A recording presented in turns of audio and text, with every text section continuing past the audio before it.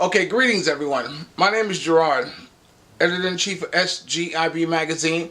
That stands for Soldiers Got Intentions. Believe that, and everyone should be soldiering for something. A dream, a goal, an idea, a train of thought. Owner of PBG's production, that stands for Photos by Gerard, the best in freelance publicity photography.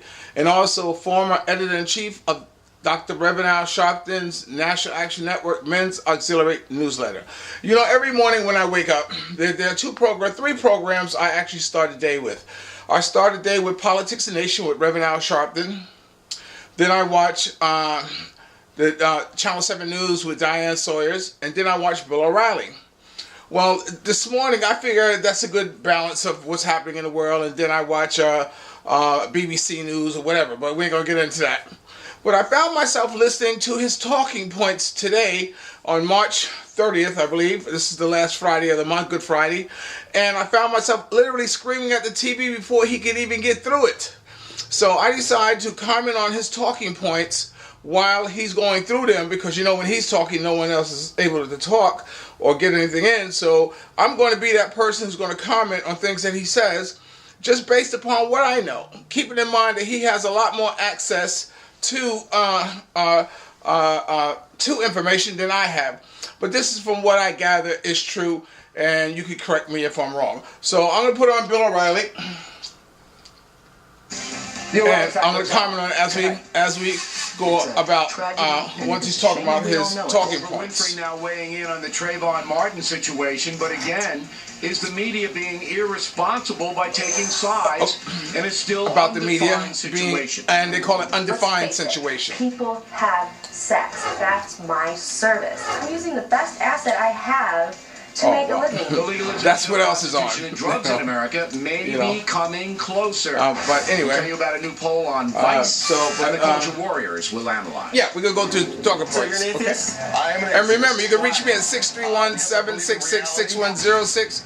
Or you can email me at sgibmagazine@gmail.com. And also visit my website at sgibmagazines.com. All right, looking forward to seeing you. Here we go. You are about to enter the no spin zone. The factor begins right now. Every morning I do this. Hi, I'm Bill O'Reilly. Thanks for watching us tonight. The media not backing off from trying the Trayvon Martin case on television. That is the subject of this evening's Talking Points memo. Many pundits are demanding that 28-year-old George Zimmerman be arrested for shooting 17-year-old Trayvon Martin to death in Florida. And we can now add Oprah Winfrey to that list. It is a tragedy, and it is a shame that we're sitting here 33 days later, and there hasn't been an arrest or questioning of actually what happened. It's a tragedy and it is a shame, and we all know it. Black people, white people, brown people, yellow people all over this country and all over the world are saying the same thing. It's a tragedy and it's a shame, and justice needs to be served. Well, it is certainly a tragedy that Trayvon lost his life, but Ms. Winfrey saying that there hasn't been a questioning of what happened is simply absurd, and I'm surprised at her. Oprah's usually responsible and fair in her assessment. She may not agree with her politics, but her intentions are mostly good. Not on this one. The Florida special prosecutor is investigating the case and knows far more about it than Oprah or any other TV analyst who are demanding so-called justice. The Talking Points believes that state of Florida will get to the bottom of what happened.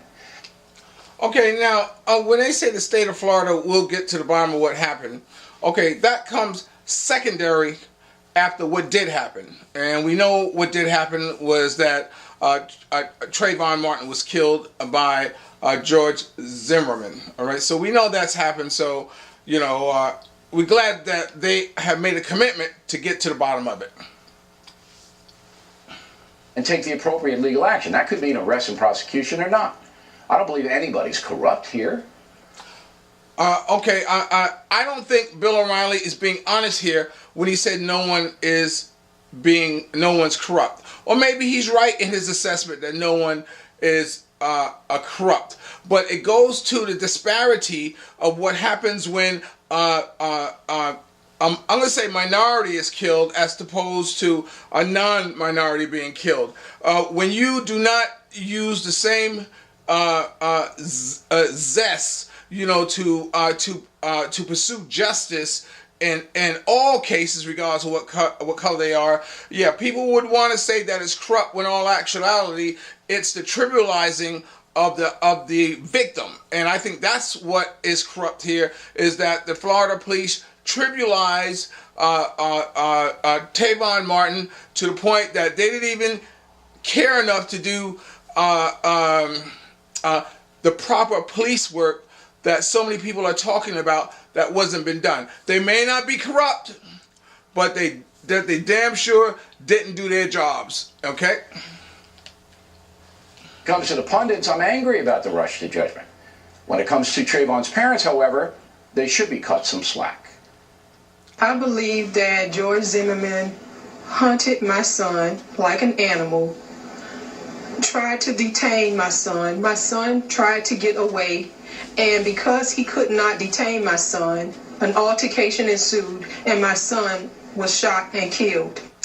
Now, Ms. Fulton is absolutely... Now, to be honest with her, or be honest with that assessment, you know, that's her opinion, you know, of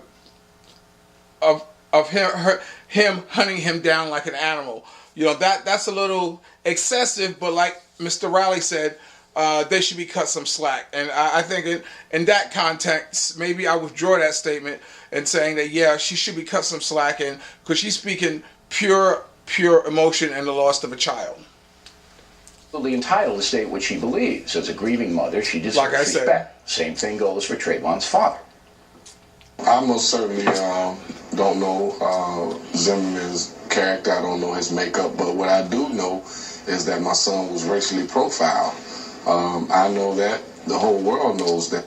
Okay, now, when he says that he was racially profiled, and this seems to be a kind of crux. Well, let's see what Bill has to say before I comment on that. Again, we respect Mr. Martin's opinion, and the circumstantial evidence does point to racial profiling by Mr. Zimmerman, but that is not a proved fact. And that's what's wrong. Now, when he say that's not a proved fact, that he was, it wasn't motivated by racism, the fact that he said that these assholes always get away, and the fact that he uttered that word under his breath, that I know it, I'm not going to repeat it, under his breath, that's a very racial slur. So to me, and I guess to everybody in his mind, that he was in somewhat racially motivated, and that also coincides with the many times that he's called 411s on young black men, or black men, period. In this country, no longer do facts matter. Accusations are enough to condemn folks. The press wants the story and doesn't care who gets hurt in the process. Allegations become front page news, no matter how flimsy they are. Okay, now he's talking about about the media getting involved, and now he's condemning them. When I remember Bill O'Reilly, when he brought attention to Jessica's law and Megan's law. In fact, he takes credit for those laws actually being implemented in society. In fact, I think Florida is the one state that doesn't have the Jessica's law or the Megan law. So, but be that as it may, him on the media, who he select those two cases to use his show to push out that agenda, because he felt strongly that the victim, which was Jessica and the other Megan, Jessica and Megan were horribly, criminalized against. So in this case, he should feel the same way about this young man, about him being victimized in such a horrible and brutal manner. So he should use his show to also push for the fact that the stand your ground law is an unjust law.